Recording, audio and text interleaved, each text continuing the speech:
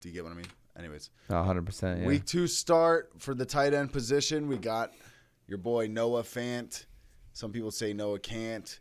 I mean, I love this matchup. Denver Broncos. Let's go. Yeah, so I wasn't the biggest guy on Noah Fant coming into the season, and it has nothing to do with the talent of who Noah Fant is. I mean, the guy was drafted in the first round. It's crazy that year because both him and T.J. Hawkinson both went to Iowa, and they both got drafted in the first round as tight ends, which is pretty crazy. I'm not sure if that's ever happened again or has happened before in the past where two teammates, same position like that, tight end, were drafted in the first round. But, it was because they had guys like Judy. You had Cortland Sutton coming back from the injury. KJ Hamler, the explosive playmaker. You got Tim Patrick as well. And then, they go out and they draft Javonte Williams. They got Melvin Gordon. So, how much are they going to throw the ball? So I was kind of like, all right, this is probably going to be a balanced team. Noah Fant's probably, third at best in the pecking order, behind, Jerry Judy, who I thought was the one. And then, maybe you got Cortland Sutton and stuff like that. But obviously it's unfortunate. But Jerry Judy goes down with the ankle injury. He's going to be out for several weeks. I think it's 8 weeks. Thank God he didn't break it, because if you saw the injury that Jerry Judy went through, it almost looks similar to it looked bad. The Dak Prescott jersey. The Dak Prescott injury. Sorry, it almost looks similar to that. When I first saw it, I was like, oh my God, he broke his ankle, he snapped it, yada yada. But just a high ankle sprain, those are obviously really hard to come back from. Jerry Judy's supposed to come back in 8 weeks, but even then, those high ankle sprain injuries, you're never really 100% throughout the season. Any football player could tell you that once they get one of those, they might come back, but they're not 100%. But the point what I'm getting to is, he did lead the team in targets last week with 8 targets, and I think a large part of that was due to Jerry Judy going down, because prior to that, Jerry Judy had like 6 catches. I think it was like 67 yards. So obviously Jerry Judy gets hurt, so he goes down. And instead of like Cortland Sutton or Tim Patrick or KJ Hamler being like the go-to guy for Teddy Bridgewater, it seemed to be Noah Fant. And I do like this matchup right here.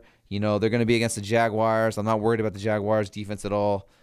So, yeah, I do think that Noah Fant is going to be a solid tight end, and his value, unfortunate, it's due to injury, with Jerry Judy going down. But I think Noah Fant's value has boosted up tremendously. And, and Teddy Bridgewater's been pretty accurate. He might not be the flashiest guy like a Mahomes. He's like a Kirk Cousins. Yeah. We talk about this. Yeah, he's just a guy who just gets it done. He's very accurate, he's very efficient, and he'll find the open play. But when you do have guys like Tim Patrick, Cortland Sutton, and KJ Hamler, on the outside who can stretch the field, that just kind of leaves a guy like Noah Fant in the middle of the field, short, quick, intermediate passes for Teddy Bridgewater to be efficient with. So, yeah, I love Noah Fant this week. Yeah. Fucking can't speak, bro. Yeah, it's a great start. No, I think it's the line, dude. It's got to be the line, dude. Let's go on to my week 2 start.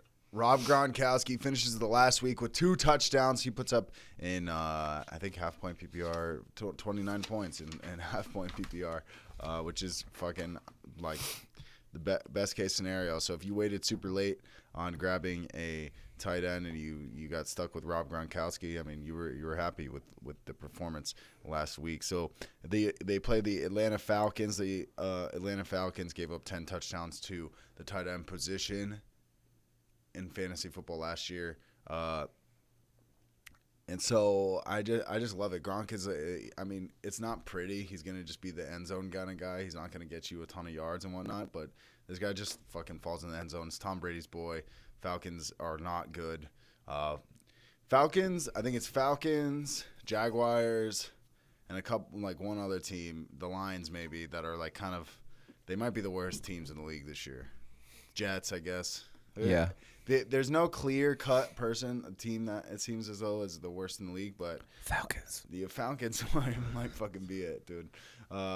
Which is unfortunate for your boy Kyle Pitts, but maybe not in fantasy. More passing opportunities. Yeah, exactly. So yeah, I just love Rob Gronkowski. I'm going to go ahead and I'm putting my money where my mouth fucking is. Putting my money where my mouth is, and I'm playing Rob Gronkowski. I've got $1 on my cock over here. Gross. Yeah. So Gross.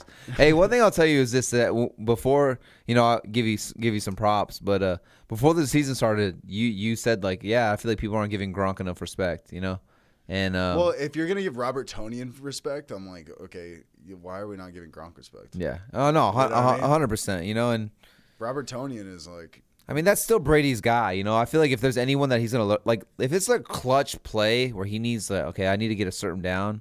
Brady knows I have Mike Evans. I got AB, Godwin. I have these guys that the defenses are going to be like gung-ho to stop. Well, that's what happened. Hey, Gronk, just come sneak out here in the flat, bro. Hey, Gronk, just come run a quick little seam route, dude. And they've done it 1,000 times. It's probably like not even. And Tom Brady doesn't even have like to say effortless anything. for them, You don't have to say anything. You just scratch his left ball, and Gronk already knows what's going Gronk's on. like, oh, me, Gronk runs that. Yeah.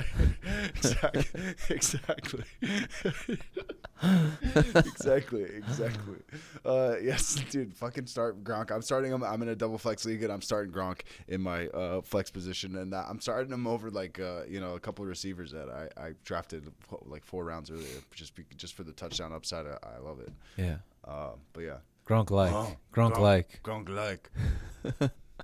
Gronk on slat.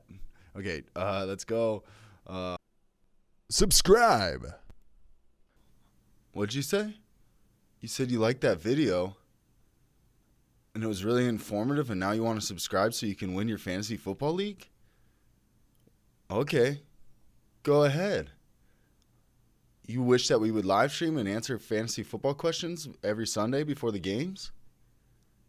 Okay, they sure do. AVG Fantasy Football has your back. Did you get what I did there? It was a little Dora the Explorer, a little back and forth. Like, we weren't actually talking, but you thought maybe you did. Yeah, you thought. Yeah, I convinced you. It's called acting. What else did you say? You said that you want to be able to call in while we do live streams? Hey, should I start McCaffrey? Well, yeah. Here it is. This is an example of what's going to happen. Hello? Yes. I'm curious. Should I start Dalvin Cook? Then this is us. Yeah, obviously you should play Dalvin Cook because Dalvin Cook's like really good. So I'd say, it is matchup proof. So put him in your lineup. It's that damn easy. And then bam, you won your fantasy football league that week. But yeah, go ahead and subscribe to the YouTube channel if you want to see more videos just like this. If you want to see us answer questions live every Sunday before the games start, hit that subscribe button, hit the bell notification so you know right when we drop content for you to win your fantasy football league.